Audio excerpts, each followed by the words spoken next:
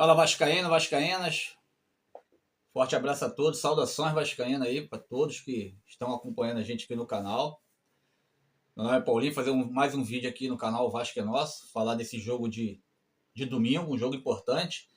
Tem algumas coincidências para esse jogo de domingo, vamos falar.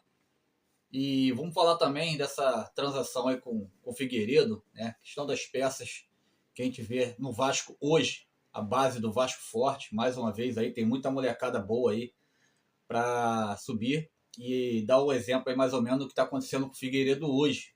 Vai ser Parece que o Vasco está tentando aí uma negociação com o Alverca, que é um clube português, e vamos debater sobre esse assunto, é importante. E Carlos Cuesta, né? Todos comentando aí sobre esse assunto, um zagueiro que já está praticamente acertado aí, com documentação assinada aí com o Vasco. Então é isso, galera. Quem estiver chegando, se puder dar aquela moral, se inscrever no canal é importante para a gente poder dar um engajamento maior aí diante de você, torcedor vascaíno, que está sempre procurando mais informações, uma notícia. A gente tem uma base de debate aqui, dar nossas opiniões também com relação ao que acontece dentro do clube. Com relação ao Figueiredo, acho que é importante a gente salientar aí uma base do Vasco sempre forte, né? Figueiredo era uma promessa, um jogador importante na época, e como o Vasco necessitava muito de jogadores e reforçar o elenco, procurou buscar muito a base do Vasco. Lembram, vocês lembram, devem lembrar do PEC, né? Que está nos Estados Unidos hoje. Algumas peças importantes. Figueiredo, hoje ele se encontra no América Mineiro, jogador que esteve por Curitiba e agora pelo América Mineiro. E esse clube português querendo aí negociar uma parte aí do seu contrato com o Vasco. Algo aí de 50%, 60% do acordo, tentando costurar com o Vasco. Essas informações estão sendo dadas. E a gente lembra que era uma base, né, um garoto promissor aí, que chegou ao ponto de ter aí, para clubes estrangeiros, algo em torno de uma multa rescisória de 40 milhões de euros. Então vocês vê como que era o Figueiredo nessa época. Jogou 2021, 2023, fez mais de 90 jogos, 4 gols aí nesse elenco do Vasco.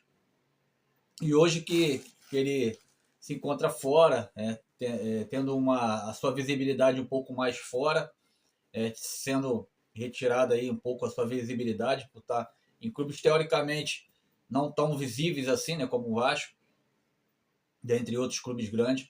Então o clube português está oferecendo 750 mil euros por 50% ou 60% do seu passe. Então vocês veem como é que a desvalorização de uma base, né, de um jogador que se formou no clube, né, se formou na base do Vasco.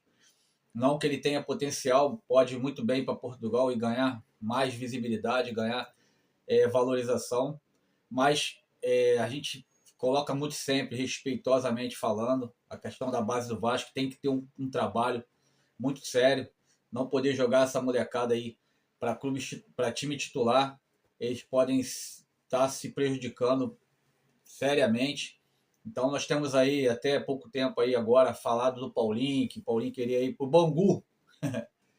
Ai meu Deus, são coisas que surgem na mídia, e é uma base do Vasco, é um lateral que é importante, que pode sim dar muitos frutos, mas temos que ter um pouco mais de paciência com a molecada e vamos ver se o Vasco consegue aí valorizar um pouco mais a base nesse momento. E o Figueiredo é uma dessas bases que não foram valorizadas naquela época e hoje está sendo aí, para mim, na minha opinião, vendido aí a troco de banana. Lembrando que o Luiz Gustavo agora há pouco tempo foi vendido por 5 milhões de euros e tem torcedor questionando, reclamando. Mas a base atual está sendo mais valorizada do que as que foram passadas lá atrás. Então esse é um exemplo. Figueiredo hoje, 750 mil, um atacante, 750 mil euros, um atacante, moleque que vinha para ser promissor, e a gente agora há pouco tempo o Luiz Gustavo por 5 milhões de euros, algo em torno de 30 milhões a 31 milhões de reais, sendo que o Figueiredo, um atacante, não tirando os méritos da posição, mas um zagueiro é menos valorizado que um atacante, vocês sabem disso. Então é isso. Robert Renan, esses jogadores que estão chegando possivelmente já devem estar prontos, quem sabe, para esse jogo, do próximo jogo da Copa do Brasil, né? Não sei agora contra o Sport, mas é um jogador que está pronto aí, quem sabe. E o Carlos Cuesta é o jogador do momento, né? Parece que está tudo acertado, só esperando aí chegar, fazer os exames. Um zagueiro aí que pode dar muitas alegrias para a torcida vascaína, então vamos aguardar o jogador chegar para a gente poder fazer mais comentários sobre esse assunto. Vasco e Sport domingo. Muitas coincidências. Quais as coincidências? O Vasco volta mais uma vez a jogar na Ilha do Retiro. E naquela confusão de 2022, na Ilha do Retiro, onde o Raniel fez aquele gol do pênalti, a torcida do Sport entrou em campo, fez uma confusão danada. Naquele jogo, o árbitro da equipe era o Kraus. E agora, nessa próxima partida de domingo, é o Kraus mais uma vez.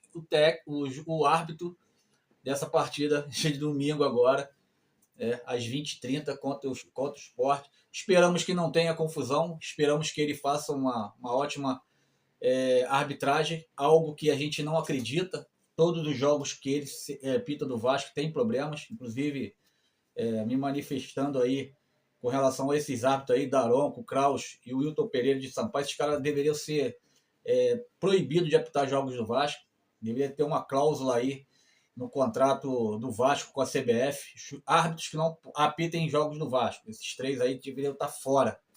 Mas ainda continua. O Daronco agora, a última partida contra o Botafogo, inadmissível ele não dar aquele pênalti do Vasco, para o Vasco, né? Mas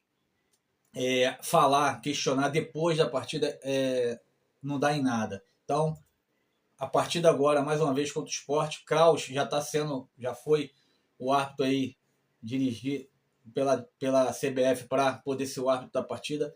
O Vasco precisa atuar nessas questões antecipadamente. Esses árbitros não podem apitar jogo do Vasco. Esperamos, mais uma vez, esperamos que ele faça uma ótima arbitragem, mas é impossível a gente acreditar nesses três árbitros, principalmente, apitarem jogo do Vasco e não ter polêmica.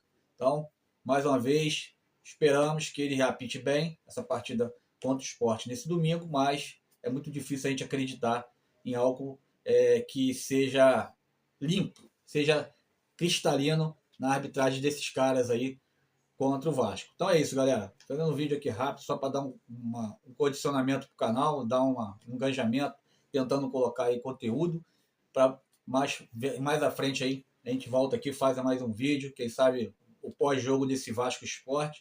Esperamos que não comentemos polêmicas desse jogo e agradecer a galera que está chegando. Quem puder, mais uma vez, dar aquela moral, se inscrever no canal, muito importante. Um abraço.